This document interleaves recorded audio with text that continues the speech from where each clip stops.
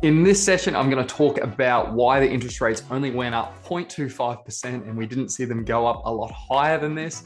My name is Adam. I show you how to use my property developer's knowledge on a couple of $100 million worth of deals that I'm doing at the moment and how you can apply that to your own property deals and make money.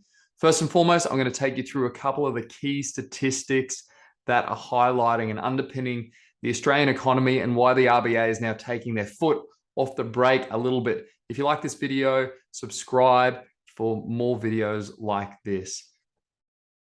The monthly CPI indicator rose 6.8% in the year to August. This is public information that's available to everybody through the Australian Bureau of Statistics, the ABS, and this just was released obviously the other day, the 29th of the 9th, and it takes you through the increase. Now, the key thing I want to highlight with this, and I actually called that the interest rates were going to rise only 0.25%. I thought they were going to take their foot off the brake, and they did. The main thing I wanted to point out from this article and this data is that it rose 7% in July, but only 6.8% in August. The RBA probably has up-to-date data on this, or at least some other data that hasn't been released to the public. And from what I'm seeing on the ground, especially in the property market, is that more projects are being shelved, sidelined, and so there's less economic stimulation, I suppose. So I wouldn't be surprised if September was lower than 6.8%. So what that means and what I want to highlight is we've come off the peak for CPI. We got to make sure that we don't bump that CPI up again so that it goes higher. So there's lots of talk at the moment around the CPI, inflation being higher and not peaking until the end of the year or early next year. I don't think that's the case. I've actually think we've seen it peak in July, in Australia at least. We're watching the rest of the world still climb, but here in Australia, I think we have peaked as long as the RBA still continues to tighten and increase the lending rates. So it's at 7 in July. August it jumps to 6 or jumps down to 6.8, and maybe it's the same or a little bit less in September. So obviously that's why the RBA has taken their foot off the brake a little bit. Now, one thing I did want to show you in particular was what has contributed to the CPI growth. So the two biggest things that have contributed to really our inflation is, number one, new dwellings purchased by owner-occupiers. That's a 20% increase from the year, and it was probably about 20% the year before as well, or pretty close to. So in the last couple of years, we have seen prices on construction increase by at least 30 to 40%. So that 20%, I'm not surprised by. And the other big ticket item is fuel, and fuel flows through into other things. So there is this fruit and vegetable one, and maybe that's driven by fuel. I'm not 100% sure on that particular item, but it's a little bit weird that fruit and vegetables are up 20%. But a lot of the other things that require transport, the fuel, the underlying fuel will obviously increase those prices as well. So I just wanted to highlight those couple of things. Now that construction has come off the boil a little bit, and obviously prices of property has come off, this has a pretty significant impact to our inflation. And obviously the RBA are looking closely at this. What I find really frustrating is that the general media talks about the increase, but they don't actually back it up with anything. This is publicly available information.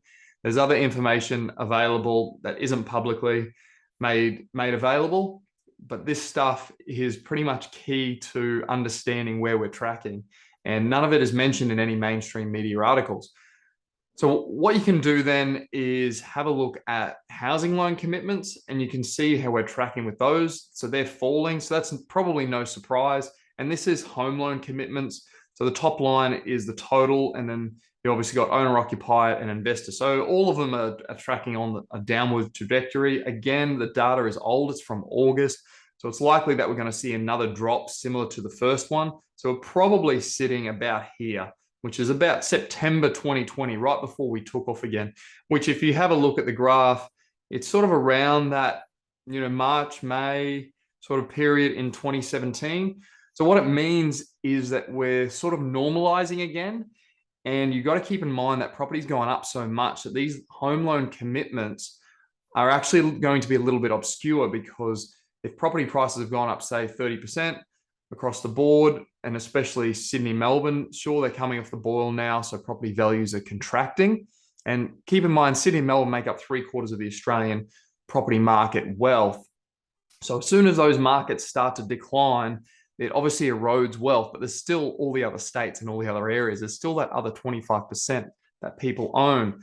And being in Brisbane, we haven't really felt that effect, and not the same effect that Sydney and Melbourne feel. We didn't feel it in 2016 when everything came off the boil back then, and we haven't really felt it now, although it's painted in a very different light in the media. From well-located properties in the market, they're not really experiencing that downward trend. So that all points to, hey, we need to start to ease up on rising interest rates so that the economy can now start to stabilize.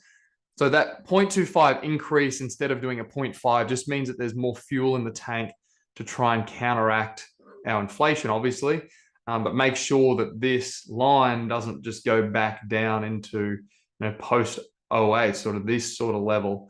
But even, you have a look at post GFC, we're still, our lending is still relatively high in comparison to the rest of the years. So, you can take this with a grain of salt, but obviously the housing market is down, and a lot of it is due to negative media sentiment. The fundamentals in the housing market are actually very strong.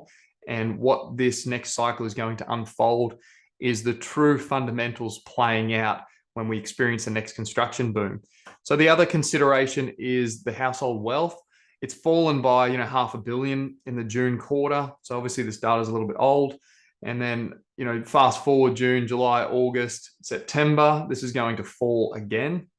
So it's obviously a consideration, mostly off the back of housing prices. That's where most people in Australia hold their wealth, is actual housing, the house normally that they live in. And then maybe if you've got 1 or 2 investment properties, that's where most people tap out at if they get that far. And then you've got to consider, obviously, the share market is crashing and burning as well. Not that I'm exposed at all to the share market. All of my wealth is in property. So obviously I keep a close eye on one asset class and just look at other asset classes like shares and see how they're tracking, because it does influence the masses, how the other asset classes are tracking along. The other consideration is job vacancies. So we did see a slight adjustment in job vacancies. So they have decreased slightly. So obviously talk about recession. People aren't going out there hiring as many people. And I know from my own experience, there's not many people in the marketplace at the moment. But businesses are obviously knuckling down, thinking that, hey, we're going to go into a recession. We're watching what's happening overseas. We're being scared by interest rates rising, and we're knuckling down and we're not going to hire as many people. So that's obviously a wash up, and it flows through all aspects of the economy. Housing prices are down. People aren't going to be making huge commitments, like they're not going to be buying a new car. They probably already have in the last couple of years. That's why prices of new cars and used cars have gone through the roof. So they're not going to be making any huge commitments. If your share portfolio is down, now your dividends are going to be potentially down. The asset value is going to be down. So you're not going to be spending as much. You're going to be a bit more frugal in your spending. So this is reflected in the number of jobs. And so obviously another indicator that the RBA can't go as hard on rising interest rates, and they can't continue the 0.5%. It's just not sustainable unless they're going to completely crash the economy. But it's not going to happen this time. Maybe next cycle, maybe in another 4 years, we might see some blood on the streets, but it can't happen this cycle. And it's purely based, in my opinion, on the fact that we have so much undersupply in the Australian housing market. And what they're trying to do is just recorrect, or obviously the overstimulus that happened, which was silly in the first place, but they did it and obviously kept our economy going, and we didn't go into a major recession before, but now we might be touching on a recession, but we might only touch on it before we then go the other way. The other consideration, or the other stat, which I think is important, is retail trade, retail spending. In August, it rose again. And, if you compare it to the year before, it's up 20%. So we're obviously spending money as Australians on retail stuff. And then we're approaching Christmas as well. So you got to consider that there's going to be a spike in retail spending leading up to Christmas as well, which there always is. And then, after Christmas, people have already spent all their money, and then they're not looking at spending which is why we have the Australia Day sales in shopping centers to try and attract people back into the supermarket to spend money after they've spent it all in Christmas.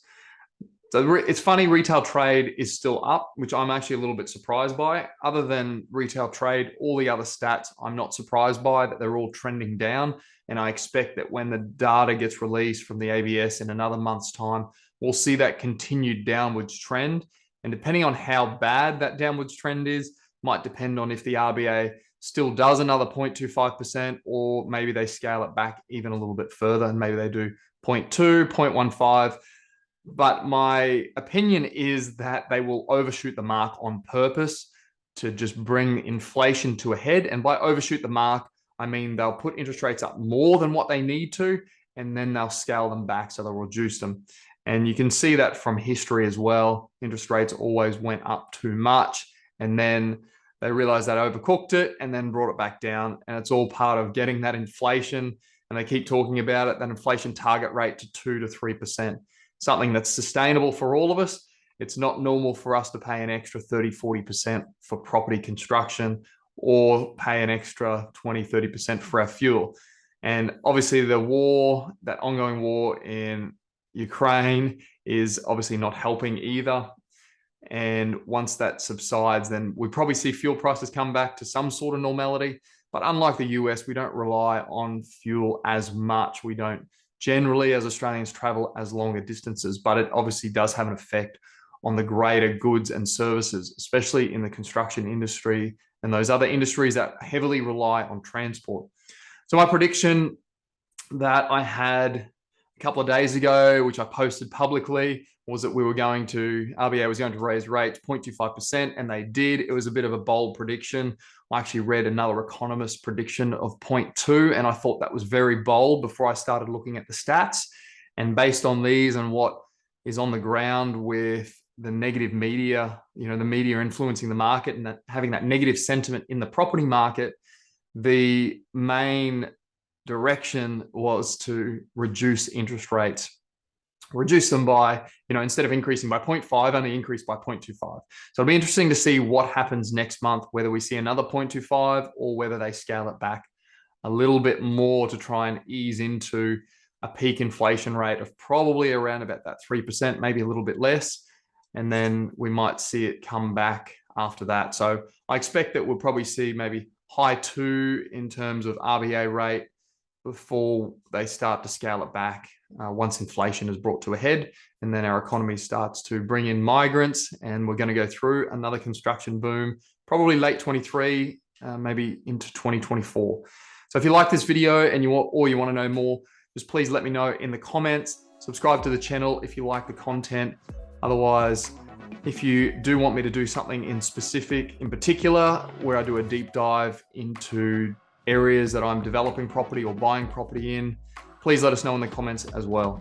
Thanks for watching.